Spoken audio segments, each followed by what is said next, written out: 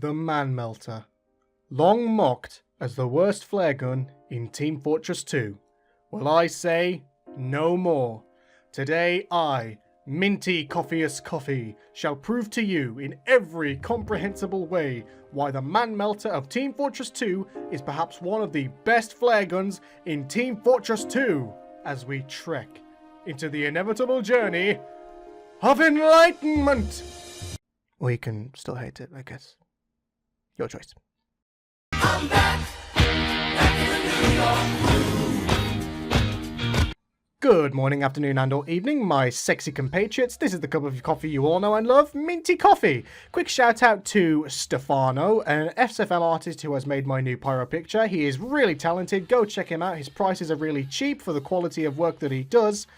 And I'd say, yeah, commission him. He deserves it. Now, it's no secret that the Manmelter has not had the best reputation amongst pyro secondaries. This irks me to no end, you know. It's seen as that one useless weapon that has a silly gimmick not practical for actual play. Like most of the Gourdbort weapons to think of it.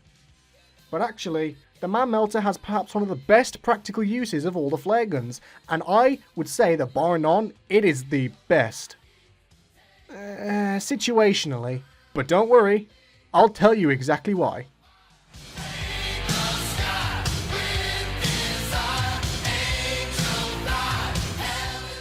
The Manmelter is a futuristic indivisible particle smasher that shoots flaming bolts of energy capable of travelling a great distance across the map. The projectile travels at 3000 hammer units per second, and thanks to this much faster travel time compared to the flare gun, it is significantly more accurate due to less travel time spent arcing downwards by comparison. Put this into perspective, this projectile is 50% faster than the direct hit. The projectile, when hitting an enemy, shall inflict the full 10 seconds of afterburn duration, a 25% increase from the stock flare gun. While the projectile does not crit or mini-crit burning enemies like other flare guns, it has a unique attribute which I shall go over shortly. The alt-fire of this weapon activates a gust of inward suction that sucks up dust and particles from the atmosphere with enough force to extinguish allies. It is worthy to note that this effect also grants the 20 health that an air blast to an ally on fire would grant the pyro. Furthermore, putting out an ally with this thing stores a critical hit for future use, that deals 90 damage akin to the stock flare gun's crit. What makes the Manmelter unique to all the other flare guns is that it, bar none, is the only flare gun that can crit non-burning players, including enemy pyros.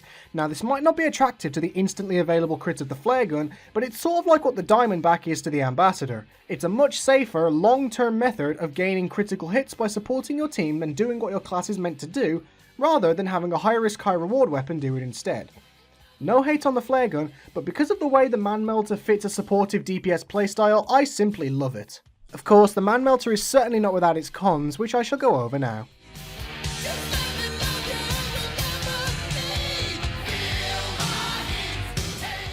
The big con to the Manmelter is that it's the only flare gun that is also situational, in that it is dependent on the enemy having at least one pyro or a class using an igniting weapon like the Mangler. Without that, a major attribute of the weapon becomes nullified, in which case I will certainly say the stock flare gun is a direct upgrade. The Manmelter lacks the flashy mobility of the detonator, the raw, easily accessible damage of the flare gun, or the crowd control of the Scorch Shot, and mostly classifies itself as a supportive DPS weapon that gets higher damage output as a reward for helping your team. Ultimately, the Manmelter suffers from a situational use that is dependent on there being an enemy pyro, and the lack of more offensive capabilities than the other flare guns. Although, in the times when the enemy does have a pyro, even better if it's one that's actually good at aiming his flames, the Manmelter can become an amazing tool that combines support and defense into one fascinating flare gun. What do you think? Think the Manmelter's an underdog of the flare guns? Think it's still pretty shite? Do let me know. This has been your favourite cup of coffee, and I shall see you next time, my sexy compatriots. Bye!